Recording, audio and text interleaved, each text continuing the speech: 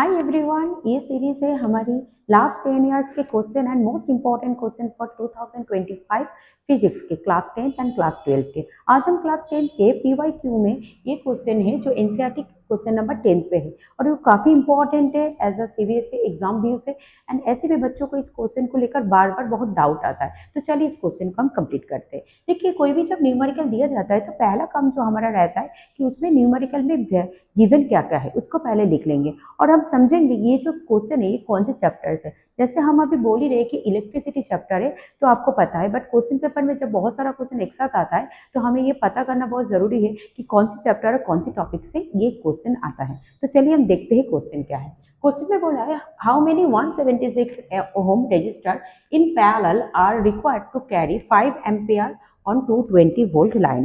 तो पहला काम हमारा रहेगा न्यूमेरिकल को पढ़ के उसके टॉपिक को समझना। देखिए, ये जो टॉपिक है वो रजिस्टर वाला टॉपिक है, करंट इलेक्ट्रिसिटी। इसके दो डेरिवेशन है वो भी काफी इंपॉर्टेंट है और ये न्यूमेरिकल भी। तो सेकंड जब ये काम हो जाता है तो सेकंड काम हमारा रहता है कि क्या क्या गिवन है इसको हम देख लेते हैं। तो हम गिवन जो है उसको हम हाईलाइट करेंगे। 176 ओहम, ये ओहम का साइन होता है। देखिए, कभी कभी हमें गिवन समझ नहीं आता है तो इसलिए हम एसआई यूनिट पे फोकस करेंगे। तो एसआई यूनिट ओहम है, इसके मतलब ये रेजिस्टेंस है, तो हम लिख लेंगे resistance R is equal to 176 ohm. ठीक है, इन पैरेलल, तो ये पैरेलल की केस है।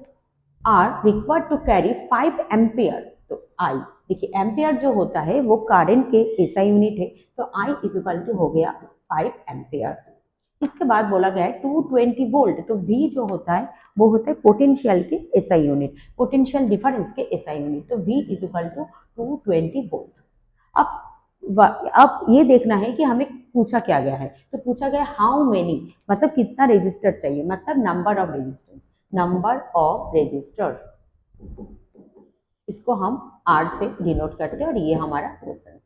ठीक है, जब ये कम हो जाता है तो अब मान के चलिए आपके 30% कम हो गया। अब बहुत ज़्यादा अब इसमें आप फोकस कर सकते हैं कि हमें जाना कौन सी लाइन पे है। तो ये हमारे पास है, तो इससे हम क्या निकल सकते हैं देखते हैं। देखिए, यहाँ पे 176 ओहम है, मतलब हर एक के जो रजिस्टर है, यहाँ पे हमें एन का वैल्यू तो पता नहीं है, एन का वैल्यू 2 3 4 जितना भी है, तो उस हर एक रजिस्टर के वैल्यू कितना है 176।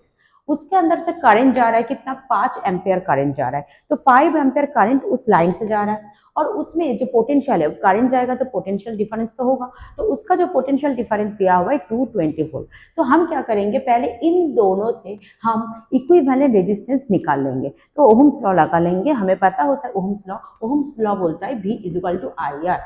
ठीक है, तो यहाँ पे V के जगह पे V के वैल्यू, I के जगह पे I के वैल्यू और R के वैल्यू निकल आएगा। V है 220, I है 5 एंड R, तो R इज इक्वल टू हो जाता है 220/5 एंड यहाँ से हम इसका वैल्यू निकाल लेंगे। आप बताइए वैल्यू कितना होता है, तो 40 ओहम। कभी भी यूनिट लिखना कभी मत भूलिए, क्योंकि आप इतना कुछ करते हो उसके बाद जब यूनिट लिखना भूल जाते हो तो हमारी जो नंबर्स है वो माइनस हो जाता है। तो हमेशा आप चेक कीजिए लिखने के बाद कि आपने हर जगह पे यूनिट लिखा है कि नहीं, ये बहुत जरूरी है। और एक बच्चे गलती जो करते हैं, ये 5 को हमें नीचे ले जाना पड़ता है क्योंकि ये पे मल्टीप्लाई के साथ है, तो हमने डिवाइड में नहीं, यहाँ पे भी बच्चे गलती कर लेते हैं। ठीक है, इसके बाद हमें जो करना है, देखिए यहाँ पे जो केस है, जैसे मैंने पहले ही बोला है, जो केस है हमारे पैरेलल में है। जब भी पैरेलल वाला केस होता है तो इसका फॉर्मूला क्या होता है, चलिए देखते हैं। देखिए R P 1/RP is equal to 1/R1 plus 1/R2 and dot dot dot, मतलब सो ऑन चलता रहेगा जितना नंबर है। जैसे एन नंबर है तो एन तक ये चलता रहेगा। तो यहाँ से एक फॉर्मूला बहुत इजीली आप निकल सकते हो कि R P is equal to, अगर आपकी आर पैरेलल में है तो ये फॉर्मूला काम पाएगा, और अगर सभी रेजिस्टेंस सेम है तब जाकर, नहीं तो नहीं। अगर अलग अलग रेजिस्टेंस होगा तो डायरेक्टली हम जो लिखने वाले हैं वो काम पे नहीं आएगा, तब हमें इस फॉर्मूला में आपको वैल्यू पुट करना पड़ेगा। तो अभी जैसे हमारा सब आर सेम है, कितना है 176 है, तो हम ये वाला फॉर्मूला का यूज कर सकते हैं। ठीक है, तो ये हो जाएगा R/N। ये क्या किया हमने, हमने इसको ऐड कर लिया, ऐड करने का रेसिप्रोकल कर दिया क्योंकि आरपी चाहिए। तो ये जो शॉर्ट फॉर्म है, इस शॉर्ट फॉर्म से हम बहुत जल्दी निकल सकते हैं कि क्या चाहिए। देखिए, अब हमें क्या चाहिए, एन चाहिए, तो एन इज इक्वल टू कितना हो जाएगा, R/RP। ओके, तो आर हमारे पास दिया हुआ है, कितना दिया हुआ है 176, राइट। आरपी मतलब हमें हर एक जो पैरेलल में आएगा इक्विवेलेंट रेजिस्टेंस में जो आने वाला है वो कितना है, हमने इक्विवेलेंट रेजिस्टेंस ऑलरेडी निकाल लिया है, कितना है 44, कट हो गया तो n इजिकल टू हो गया 4। यहाँ पे कोई यूनिट नहीं लगता है क्योंकि ये एक नंबर है। तो आपको अगर ऐसा कोई भी क्वेश्चन पे डाउट है, एनसीईआरटी का कोई क्वेश्चन पे डाउट है, जस्ट लेट मी नो, हम नेक्स्ट वीडियो उसके ऊपर बनाएंगे। Thank you.